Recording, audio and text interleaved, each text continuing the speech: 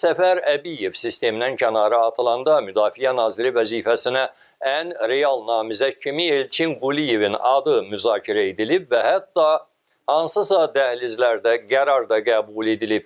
Dövlət Sərhəd Xidmətinin rəisi vəzifəsinə isə gətirilməli imiş əslən Naxçıvandan olan başqa bir general Məhəmməd Abbasquliyev.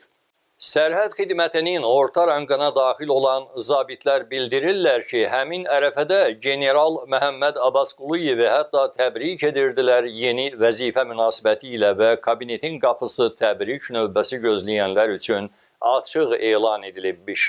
Yaman dillərə qotur düşsün, hətta deyilənə görə bu məqsədlə Məhəmməd Abbasquliyevdən ən azı xeyli sayda milyon manat da şirinlik alınıbmış. Lap son anda nələr baş veribsə, Abbasquliyevin milyonları batıb, Müdafiə Naziri vəzifəsinə Zakir Həsənov gətirildiyinə görə Elçin Quliyev yerində qalır, aranı sakitləşdirmək üçün də milyonları batırılmış, mənimsənilmiş, özü isə bu qədər ağır itkiyə dözə bilmədən bu dünyaya lənət deyib, infarktla o biri dünyaya keçən Məhəmməd Abbasquliyevin qardaşına Dövlət Sərhəd Xidmətinin gəmi təmiri zavodunu verirlər ki, götürün, Allah bərəkət versin, sistemin ən gəlirli obyektlərindən biri budur.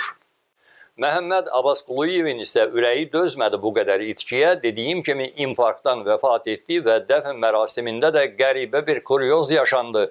General Məhəmməd Abbasquliyevin həyat yoldaşı Elçin Quliyevin üzərinə şığıyıb, bütün bunlar sənin işləklərindir deyərək haray salmaq istəyib, amma yaxınları dərhal onu sustura biliblər ki, amanın günüdür, səsini kəs, nəslimizi kəsərlər.